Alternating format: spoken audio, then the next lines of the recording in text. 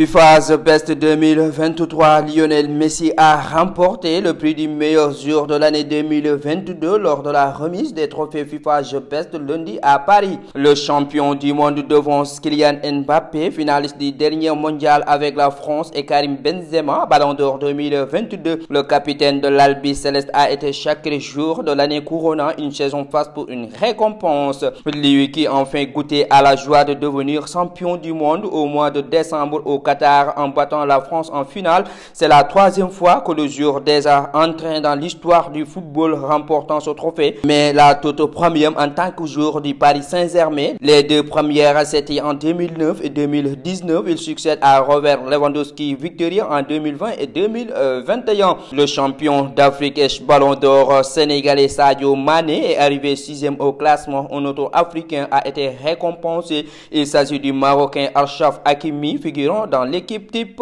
de l'année. Des journaux sportifs sénégalais reviennent sur cette cérémonie de distinction. Le sacre de Lionel Messi était prévisible.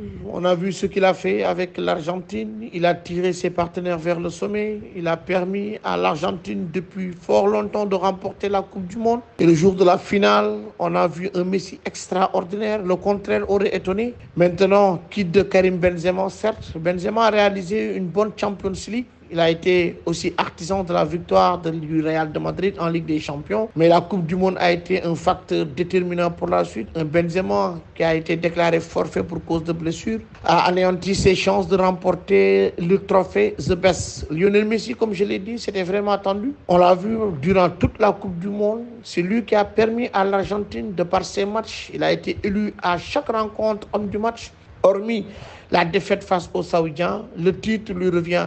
Concernant le classement de Sadio Mané, le fait de rater la Coupe du Monde a été aussi un facteur déterminant pour l'international sénégalais. Et Achraf Hakimi dans l'équipe type, ça se comprend. Lui aussi, il a été un artisan majeur de cette grande épopée, je dirais même de cet exploit des Lions de l'Atlas, arrivé pour la première fois en demi-finale de la Coupe du Monde. Et je rappelle aussi que Achraf Hakimi a été élu meilleur joueur aussi arabe. Donc, le fait que l'international marocain, sociétaire du Paris Saint-Germain, figure sur ce 11 type, ça se comprend. Effectivement, on a suivi avec beaucoup d'intérêt la cérémonie The Best édition 2023 qui s'est effectuée hier avec une nouvelle consécration de Lionel Messi. J'avoue que ce n'est pas une surprise puisque il y a quelques jours, tout le monde parlait de ce sacre, le meilleur joueur de la saison, et son titre a été officialisé hier à travers cette cérémonie-là. Voilà, on ne peut pas dire que c'est un prix qui ne lui revient pas, puisque tout le monde le sait, Messi a remporté la Coupe du Monde et il a fini meilleur joueur de cette compétition. Donc c'est légitime qu'il soit élu meilleur joueur de la saison puisque c'est un trophée donné par la FIFA. Donc c'est la FIFA elle-même qui va promouvoir en quelque sorte son trophée. Donc il fallait faire un choix, soit de miser plus sur la saison ou sur la Coupe du Monde. Et je pense que le choix a été fait.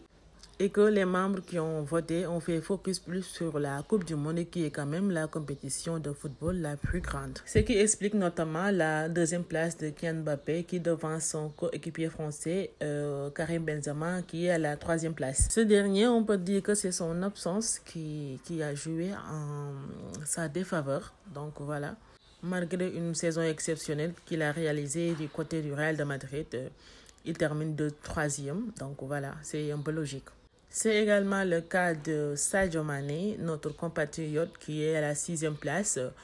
Tout le monde le sait, Sadio Mané n'a pas joué la Coupe du Monde, donc c'était compliqué pour lui de terminer dans le top 5 ou dans le top 3. Concernant le meilleur 11 de la saison, on a noté une grande surprise qui est un paradoxe puisque le meilleur gardien de la saison est absent. Il a été remplacé par Courtois, le Belge qui a fait quand même une saison exceptionnelle du côté du Real de Madrid.